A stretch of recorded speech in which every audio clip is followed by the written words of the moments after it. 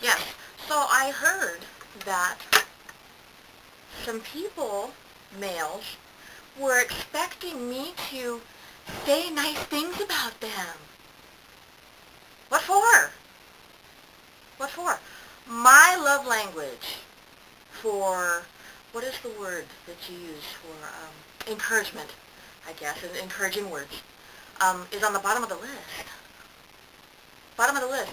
Have you read the book, The Five Love Languages? It's very, I'm not trying to advocate for the book to make them lots of money. I'm telling you that it's knowledge, that you can learn something. Um, I took the test in there, and it tells me my personality, which is fact, because it's evident in my life, that words of affirmation are on the bottom of the list. As same as receiving. I mean, I'll receive words of affirmation. Wow, you did a great job, thanks. I'll receive that, but that's not my primary love language. Um, for males that are out there waiting for a female in the workplace to give him words of affirmation, or he's going to start talking behind her back with his buddies and saying things in code and telling little stories and going on and on and on and on with new story, new story, new story, but the same baseline. It's like, oh, come on, we know what you're saying. We're not dumb. And then it comes like, oh, you don't know what I'm saying because I think you're just paranoid. Screw you with your nasty process. We understand the nasty process. We understand the curses of men. But at work, you're not supposed to do that. Absolutely not. You're not supposed to seek a mate at work by doing those kinds of tactics. That is illegal. You're not allowed to do that. So anyway, it is quite uh, rude for a person who does those kinds of things to an employee. You're not supposed to do that.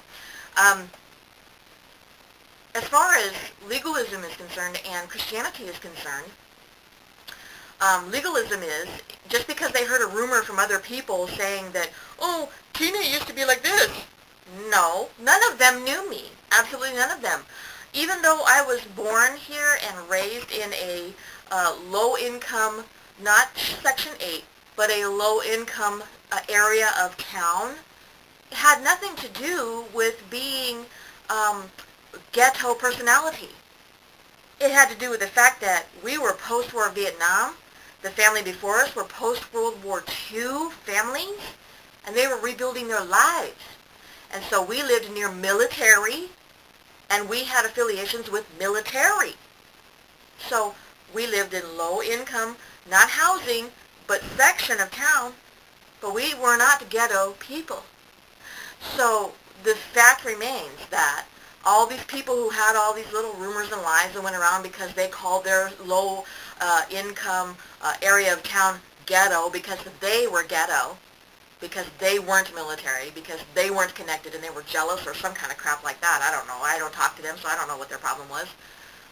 They considered it ghetto, but we considered it differently. We're like, we're here, we're living, we're working, we're surviving, we're carrying forward, we're civil, we're police, we're military, we're government, we're working for a better goal for our future. This is the personality we've lived with all through our lives, me and my brothers, since the 1970s when we were born. And so all these people out there that have other ideas that have gone around and told all these other people from other ghetto areas, oh, they were born and raised with us and they lived in the ghetto with us. We didn't live in the ghetto with them. There was no ghetto in Northtown. That's not quote-unquote the ghetto. It was a low-income area of town. The ghetto was D Street.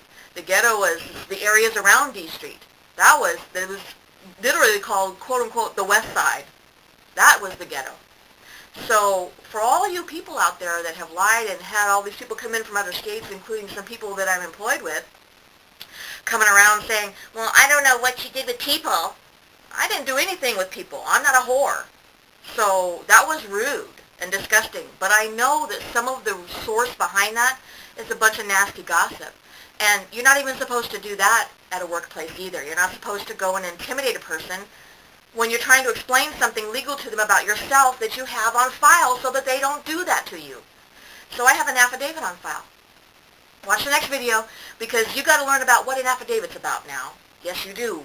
Because you didn't learn it in school like we did, so now you got to learn it from me and others. So here's the next video. It's called Affidavit. Please watch it.